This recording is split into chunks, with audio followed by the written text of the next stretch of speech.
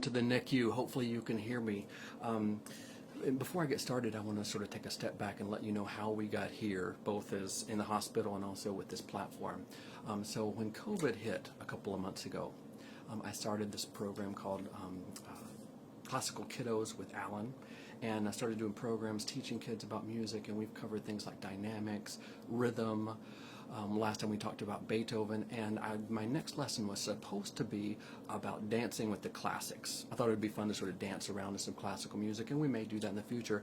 But exactly 1 week ago, my wife woke up at 6 in the morning, and she said, "We need to go to the hospital." And so this was not good news, actually, because the baby wasn't supposed to come until June, late June, and so it was quite a bit early. And so I got into the car and drove as fast as I could. I ran a couple red lights. That was fun.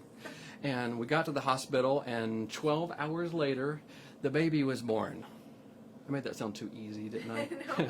12 hours later, after much weeping and gnashing of teeth, a baby was born, and his name is Grayson. And so what I thought I would do today is play something for him for the first time. Now, I said in one of the posts that this was his first concert. That's not exactly true, because his first concert, boys and girls, was in Carnegie Hall. Can you believe that? Now, he was so little. We didn't even know he existed at the time, but my wife went to a concert. The Cleveland Orchestra was playing in Carnegie Hall. My wife went to a concert, and that was his first concert. But apparently, when a baby is inside its mother, it's kind of like being underwater. Have you ever jumped in the deep end of a pool, and you can sort of hear sounds out there? You can hear people talking, but you can't really make out what it is.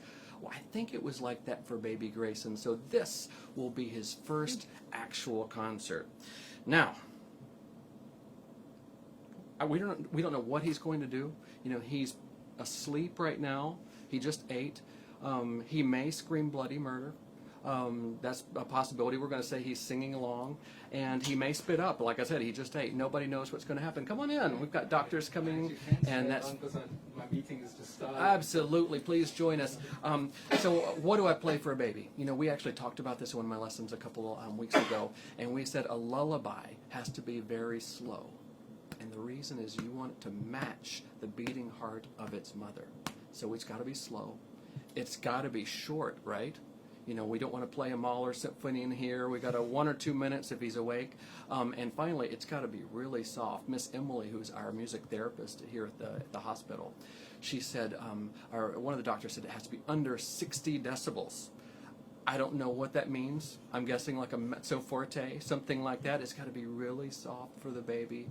But most importantly, what should it say? And that's what I want to talk to you about today. I mentioned a piece that I played that was played at our wedding by a friend of mine named Dane Johansson. And it was written by a man named Edward Elgar. And it's called Salut d'amour.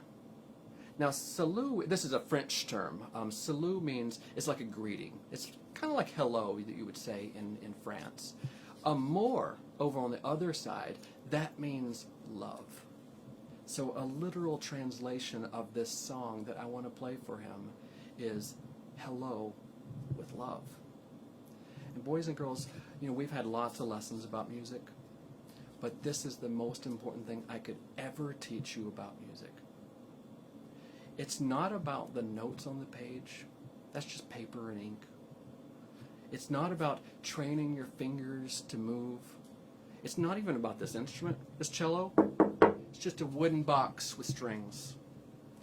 No, music is bringing out what's inside of you, expressing what's in your heart. It's about reaching in for all that love that you feel and bringing it out for the whole world to hear. Don't ever forget that. Music is what happens when we run out of words.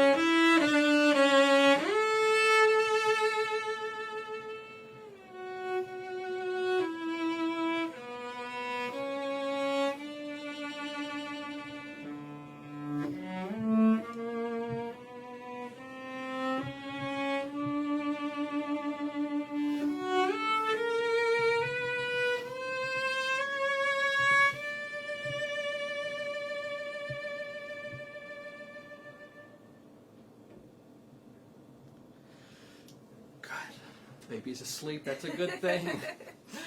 Boys and girls, I've got a confession. Thank you for coming. I've got a confession to make.